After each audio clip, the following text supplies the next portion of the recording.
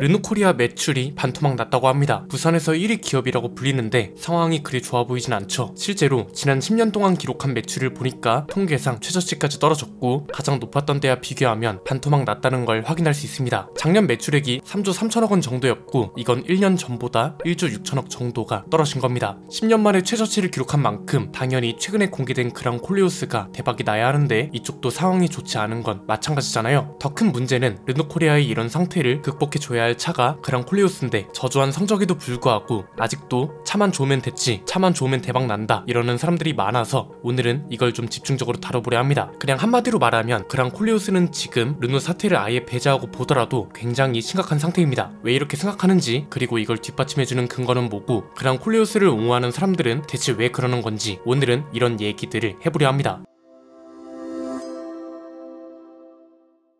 르누코리아는 매출액 기준으로 부산이 1위 기업입니다. 이 소리는 뭐냐면 항상 말씀드렸던 것처럼 이 회사에 생계가 달려있는 직원과 가족들도 그만큼 많다는 겁니다. 그런데 이건 회사가 지금 10년 통계 중 매출액 최저치를 기록했습니다. 2014년에 성장세를 탔다가 2017년부터 하락세를 그리더니 6년 만에 매출이 반토막이 난 거죠. 이게 문제가 뭐냐면 회사 초기에는 닛산하고 제휴해서 차를 만들고 2014년 이후로는 닛산이 수출용 로그를 위탁 생산하고 이렇다 보니 매출액이 꽤 많은 부분을 위탁 생산에 의존했습니다. 이렇게 되니 계약 물량이 모두 소진되자마자 위기가 찾아온 거죠. 위탁 생산차가 없더라도 르누코리아에서 생산해서 판매하는 차들이 성적만 좋으면 매출은 조금 떨어질 수 있어도 반토막까진 안 났을 텐데 이렇다 할 신차도 없었고 그렇다고 기존 차들이 잘 팔리는 것도 아니니 매출액이 급속도로 떨어지는 건 당연하죠. 그러니까 이건 무슨 말이냐면 그랑 콜리오스라는 차는 무조건 잘 팔려야 하는 차였다는 거고 첫 공개 때 반응도 나쁘지 않았던 차가 그 사태 이후로 좋지 못한 성적을 기록하고 있다는 걸 가볍게 볼 문제가 아니란 겁니다. 지금 이 상태는 그 사태가 있든 없든 심각하게 봐야 할 문제인데 아직도 이걸 안일하게 생각하고 단순히 깐다고 말하고 처참한 사전 예약 성적을 보고 대박이라 말하는 사람들이 있다는 거죠. 이 소리를 왜 하냐? 안타까워서 그렇습니다. 그냥 객관적인 비교조차 르노 사태 때문에 까내린다고 생각하니 제품의 문제점을 자연스럽게 놓치게 되는 거죠. 그래서 지금 이 현상을 본질적으로 볼 필요가 있다는 건데 어렵지 않습니다. 크게 세 가지인데요. 일단 첫 번째는 일반적이고 통상적인 비교조차 르노 사태 때문에 까내린다고 생각하는 사람들이 너무 많다는 게 문제입니다. 예컨대 소렌토가 잘 나가고 있는 와중에 산타페 신형이 나왔대요. 그럼 소렌토랑 산타페를 비교하면서 어떤 게 더 좋을지 이런 주제로 이야기를 하는 건 너무 흔한 일이잖아요. 비슷한 예로 스포티지가 잘 나가는 와중에 토레스 페이스리프트가 나왔다면 동급 모델이기 때문에 비교하는 게 당연하단 말이죠. 최근에 토레스 쿠페가 액티언이라는 이름으로 확정 났고 디자인은 이미 공개가 됐고 어떤 게 어떻게 바뀌고 개선되는지 이런 이야기들을 해드렸습니다. 액티언은 현행 토레스보다 크게 나오고 그랑 콜리오스와 겹치는 게 상당히 많습니다. 그랑 콜리오스도 가솔린 모델이 있으니까요. 르노 신차를 KGM 신차와 비교하는 건 한국 시장에서 너무 당연한 일입니다. 심지어 르노의 판매량이 훨씬 적기도 하고요. 그런데 이걸 가지고 뭐라 하고 있냐?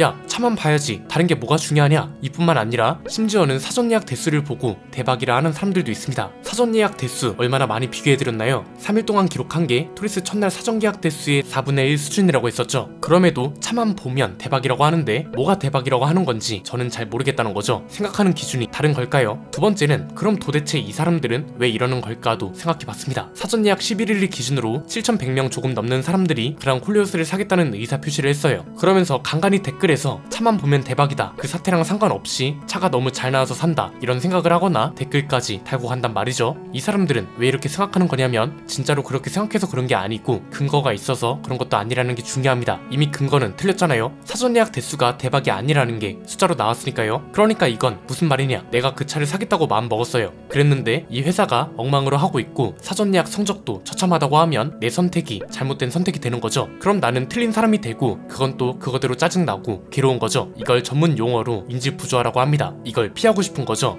그래서 그랑 콜리오스를 조금이라도 비판하는 사람은 죄다 악마고 그 사태를 판매량과 엮는 건 억지 주장이고 차만 괜찮으면 사도 된다는 말이 맞는 말이어야 하는 거죠. 그래서 이 사태를 배제하고 보더라도 사전 예약 성적이 안 좋기 때문에 열심히 노력해야 하고 사과도 빨리 해야 한다는 사실조차도 계속 틀렸다고 주장하는 겁니다. 그렇게 해야 하기 때문에 자신이 원하는 정보, 내가 생각하는 것과 일치하는 정보만 보고 그 외의 정보는 아예 악마화하거나 무시하는 겁니다. 이건 이제 전문 용어로 확증 편향이라고 합니다. 물론 이 생각이 틀릴 수는 있겠지만 제가 보는 관점에서는 그렇다는 겁니다. 세 번째는 그랑콜리오스의 사전 예약 성적을 굉장히 심각하게 봐야 하는 이유가 있는데요. 이건 르노코리아 전체가 걸린 차이기 때문에 그런 겁니다. 1조 5천억 원이라는 키워드가 워낙 강렬해서 간혹 잘못 해석하는 분들이 많은데요. 그랑콜리오스 한 대에만 1조 5천억이 들어갔다는 소리가 아닙니다. 그런데 그렇다고 해서 1조 5천억은 아무 상관이 없는 숫자냐? 그런 것도 아닙니다. 왜냐면 이 1조 5천억이라는 돈은 르노가 부산에 2027년까지 미래차 생산을 위해서 투자하기로 한 금액이고, 이건 오로라 프로젝트의 일환입니다. 오로라 프로젝트는 오로라 1, 오로라 2, 오로라 3가 순차적으로 나와야 하고, 그랑콜리오스는 그중 첫 번째 결과물이란 거죠. 즉 1조 5천억 원이 들어가는 프로젝트의 첫 번째 결과물인데 어떻게 지금 이 성적을 보고 대박이란 소리를 할 수가 있고 그 사태를 극복했다고 표현할 수 있냐는 거죠. 이 차는 원래부터도 해결해야 할 과제가 많았습니다. 그 사태가 아니더라도 극복해야 할 일이 굉장히 많았다는 겁니다. 가장 대표적인 게 지리차의 싱유의 A를 거의 그대로 들여온 차란 거였죠. 그러니까 그 사태 이전에 올라온 영상들을 단 한 번이라도 제대로 봤다면 지금 이 성적을 가지고 대박이라고 할 수가 없다는 거죠. 항상 말씀드렸던 게 이겁니다. 중국 차를 그대로 들여온다는 부정적 이미지를 극복하기 위해선 가격 경쟁력을 갖추는 게 가장 확실한 방법이라고 수차례 얘기했고, 이 소리는 르노 사태가 있든 없든 지금의 분위기가 좋다고 말하는 건 르노코리아한테도 독이란 겁니다. 르노코리아 입장에선 이미 사전 계약을 한 사람들 말고 새로운 고객을 유치해야 하는 상황이고, 이건 부정할 수 없습니다. 애초에 점유율이 1.5%밖에 안 되기 때문에 충성 고객만 데리고 가겠다고 하는 건 사실상 장사할 생각이 없다는 소리거든요.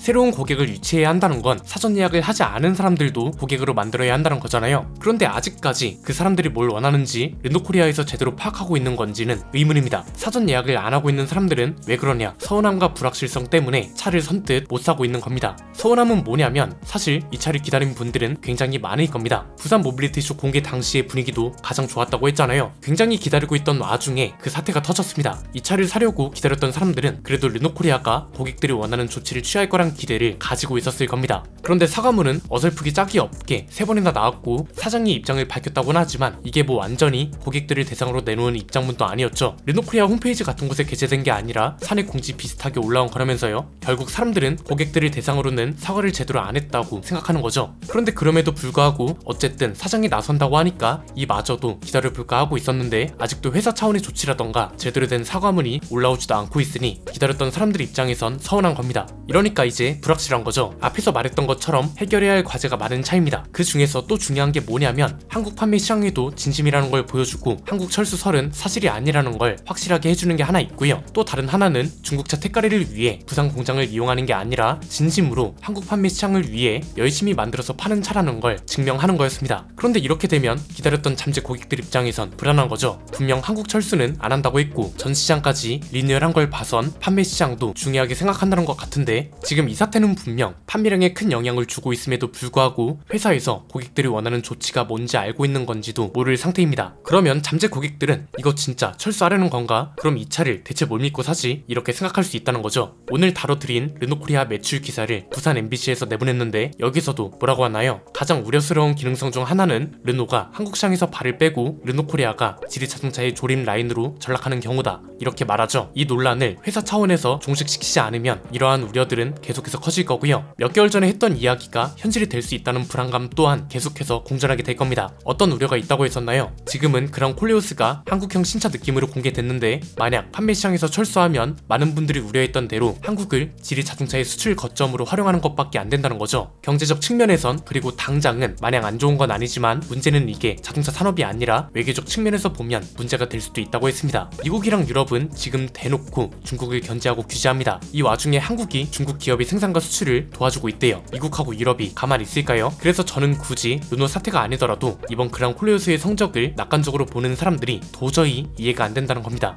동급 다른 차들하고 비교해 봐도 사전 예약 성적 같은 경쟁력이 떨어지고 있는데 이건 반대로 말하면 그런 여론만 믿고 안주해서 르노코리아가 망하길 바라는 거 아닌가요? 여러분 생각은 어떠신가요? 오늘 내용은 여기까지입니다. 내용이 유익하셨다면 구독과 좋아요, 알림 설정 부탁드립니다. 지금까지 저는 안피디였습니다. 감사합니다.